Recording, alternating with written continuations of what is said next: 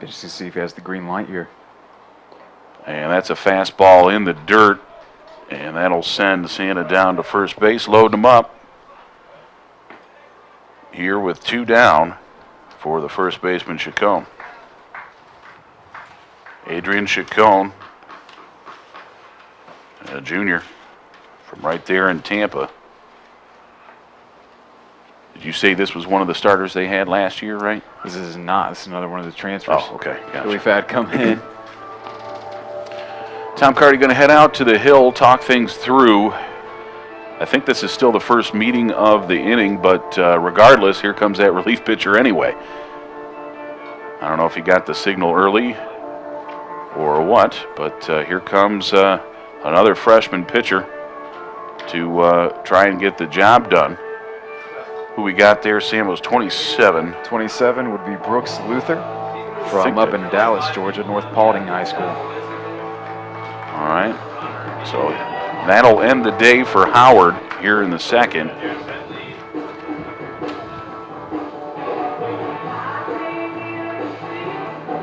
As Tom Carty talks things through with the infield. No warm-up pitches thrown yet for Luther. And now he cuts him loose. I believe a relief pitcher isn't official until he throws his first one. All right, so here it comes. And officially in the ball game now is Brooks Luther. So first action for him. Going back to Chacon. Yeah, what do we got? Transferred from UNC Chapel Hill, like we talked about a little before. Oh, yeah, right. In 22 games, 295 average, 4 RBIs, a couple doubles, came around to score 8 times as well. So got in a little bit for the Tar Heels. Yeah. I mean, that's outstanding baseball. Just a couple years removed from a national championship, I believe. I want to say in about the last 5 or 6 years, if I remember correctly. Didn't they have one when it was Ellsbury or somebody like that was playing for him? I forget. Maybe I'm putting things together. I think you might be flipping North Carolina and South Carolina here. Ooh, that might be the case. Because South Carolina was very dominant in the baseball with for a head while. coach Ray Tanner, who's now their athletic director, I believe. Big-time program at South Carolina. North Carolina a little bit behind their southern counterparts there. The South Carolina broadcaster, Brad Muller, the previous sports information director here at Georgia College. Really? Yeah, okay. I replaced him. He went up there to South Carolina. He does the broadcasting now for the South Carolina crew. He travels with the women's basketball team, does some soccer. I believe he's also involved with the baseball team. Does he happen to be married to Robin Muller, the former basketball coach, or the women's basketball coach? No. I think he met her here, if I remember right. Okay. They went up there as a family. All right, so rough spot here to start things out for the new Bobcat pitcher, Brooks Luther, right-hander, freshman from Dallas and North Paulding High. Side armor will work from the stretch with the bases loaded. Deep bend over and comes directly from the side. The first pitch strike, that's a good sign. Sir Chacon was probably taken all the way with the new hurler in there. Chacon's last trip, a walk, made it all the way around to third and was stranded there. Swung on and chop foul down the third baseline. Luther kind of crouches like he's looking behind a corner. When okay. He bends over. Yeah, like he's just kinda, looking around, just kind of maybe hiding from somebody. Yeah, he's dropping a little bit. He's just checking to see what's around the corner before he gets there. He didn't want to get blindsided by that thing that's around the corner. You expect maybe like another guy above him and another guy above him, like the Three Stooges, you know. That's what I'm thinking. Time call there at the plate. Could call it a sidearm version of the Craig Kimbrell stance. Okay. It's a little more angled. Somewhat similar that way. Here comes a 0-2 offer, and it is lifted to right, but it looks like it's going to be right in the steps for the Bobcat right fielder Miller, and he grabs it for out number 3. All right, so a good substitution there for Tom Carty is, again, some trouble, but nothing comes across. Bottom half of the second coming up. Georgia College trails by just 1 to Tampa. We'll be right back with, let's see, Miller, Purcell, and Lyons in just a moment. Stick around.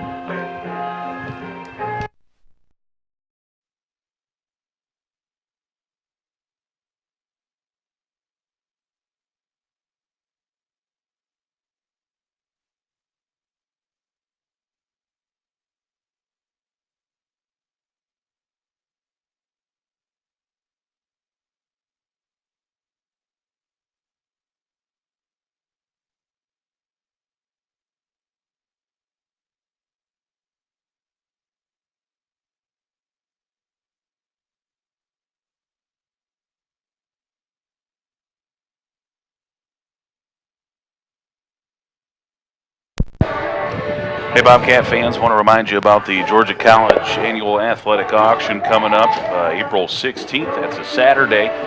Doors open up at 6 p.m. for $125. You get dinner for two, access to all the auction items, and one entry in the $10,000 reverse raffle. That's right. Somebody's going home with 10 grand, and it could be you. Me? It could be you. If you Ooh. got $125 and put that together. I don't have that. Well, start saving your pennies there. You got till April 16th to purchase a ticket. And again, all proceeds going to scholarships, special building projects, and everything for Georgia College athletics. For a ticket, you can call 478-445-6341. That's 478-445-6341. Big cut and a miss here, an 0-2 count for Rivera, the second baseman. His second trip to the plate. First one official, though, as he walked in his last at bat. Swung on and ripped to short. Benson's going to have to get a good gun there, and the ball pops out of the glove over at first base for Lions. That is a tough play there. It was a tough throw, even harder scoop for Lions at first base. Short hopped him and then handcuffed him right in his midsection.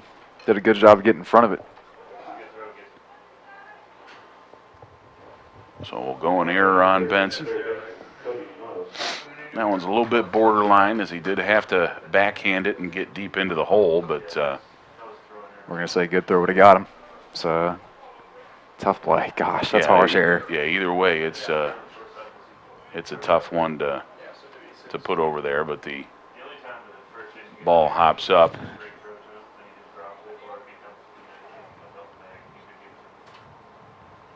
Almost completed it, did Lyons. He got some leather on it, but just couldn't quite hold on, and it trickled up the right field line. So an error on the shortstop, Benson.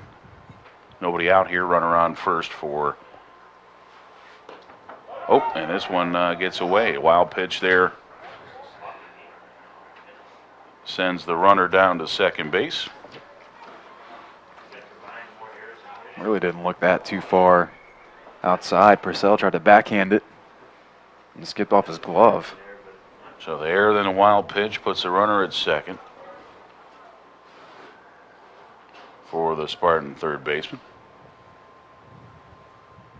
Open stance for him, standing up straight in that right-hand batter's box. This one chopped to short again. Benson gloves it, and it will airmail. Look out. That gets into the Tampa dugout, so that means, I believe, an extra base as well. And the umpire is going to bring one runner home. The score is evened up now at 2-2 on an error, the second of the inning. Yeah, the first error a little bit harsh, that one. Pretty obvious. This airmailed right in the dugout. No people had their head on a swivel.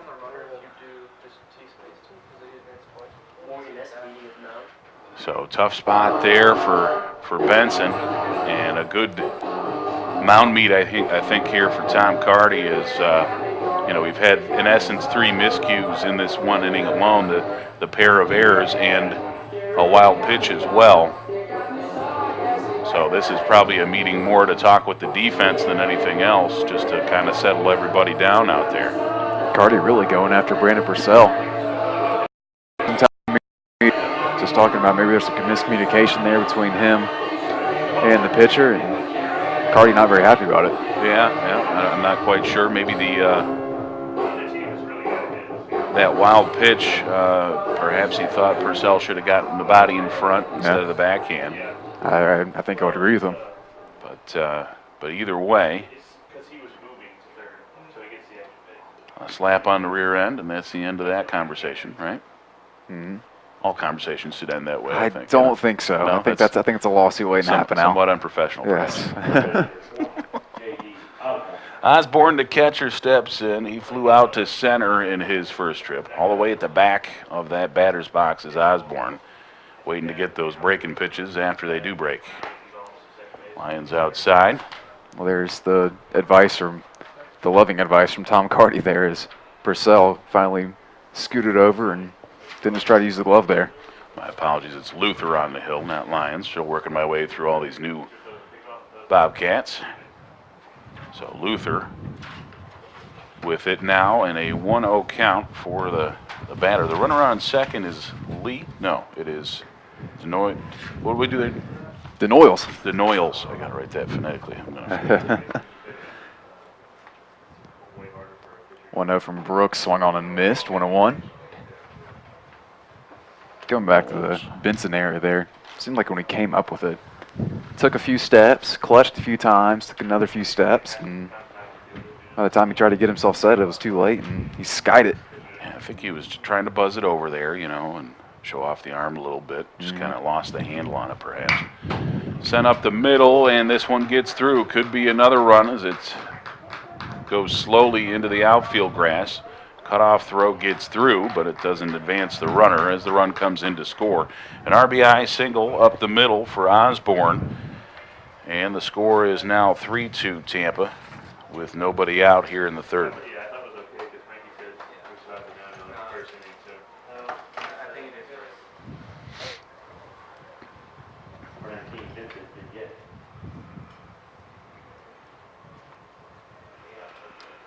Now the designated hitter, Mignette, will step in. He's got no official at bats. He walked an inning ago.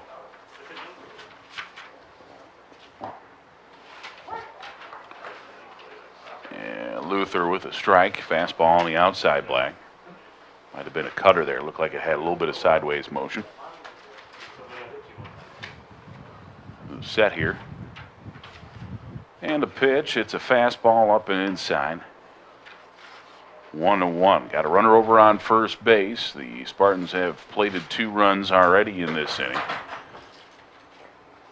Both teams helping each other out considerably. There's been 5 runs scored on just 2 hits in this ball game so far, and there's a called strike.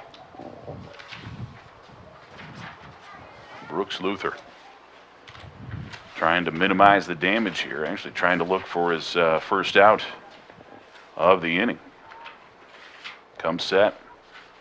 Luther fires. Swung on, tap, foul. Gets back to the fence. Chopped that one off the plate, looked like. Did Mignette.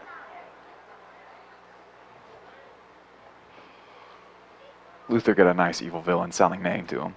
Yeah. Like a son of Lex Luthor kind of thing. Okay. Just keep the same kind of rhyme scheme going. Maybe you should maybe shave the head, perhaps. Well, let's see. Swung on and skied. This one might not get out of the infield here. Just barely in foul territory. Now it curls back into fair area as the third baseman Green grabs that one. That looked like an eventful ball there, Sam. He was dancing all around out there, but finally got underneath it. Seen the Sunstray play tricks already. On Scoggins out in center field for Tampa. And a little bit easier over at third base, but still. The sun right behind us like that. Made it a little bit more of a circuitous route than he would have liked. So 1 out on the fly out to third, and that brings up Bell, the left fielder. No official at bats for him as he had to sacrifice bunt in his last trip. There's a called strike to start off Bell. Left-hand batter, if he can pull one, got a big hole on that right-hand side with having to hold the runner on. And inside-out swing. This one foul back to the left side. Going to get out of play, though. Just ticks off the back end of the Bobcat dugout. Bobcat soccer player Morgan Salmon, a little bit slow there on the reaction time. Yeah, probably could have made a play. Did not realize it was fairly close until it hit the very tip of the roof of the dugout. I think it also woke up Willie Ledesma, our photographer, as well. Luther with a set. The kick and the fire, and that one stays up. 1-2 now the count. Got to be careful if you're a Bobcat photographer out here at John Kurtz Field. Were you here when David Wicker? Oh, man. I saw David yesterday. He was here for homecoming. Mhm. And, yeah, that bat. That's the only time I've ever seen anybody get hit by a bat, that's for sure. Guy just lost a handle on it, went helicoptering over to out of play, and he didn't see it until the very last minute. Took a bat to the head. Somehow got between the net back here and oh, yeah, a little space in between the first base dugout. Yeah, it's all of like 4 feet, and it still snuck through. Here's a foul ball. $1 million wound there by one of the safety guys out in the bullpen. Good catch.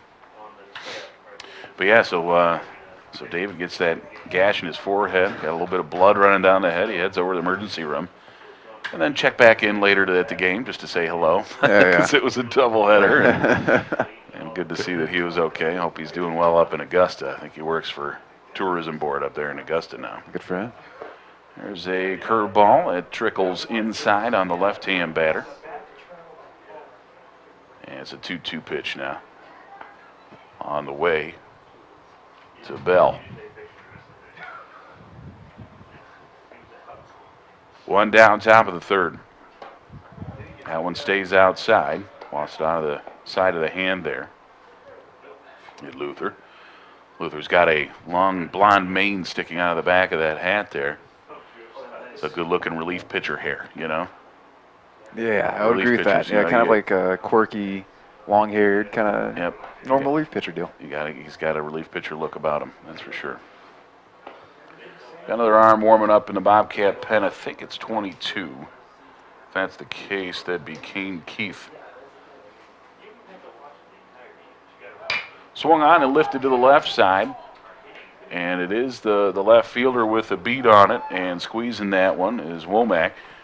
And he will get the ball back in. So that's out number 2. That runner staying over at first base. Now it's up to the right fielder Lee if Tampa's going to make anything else happen here.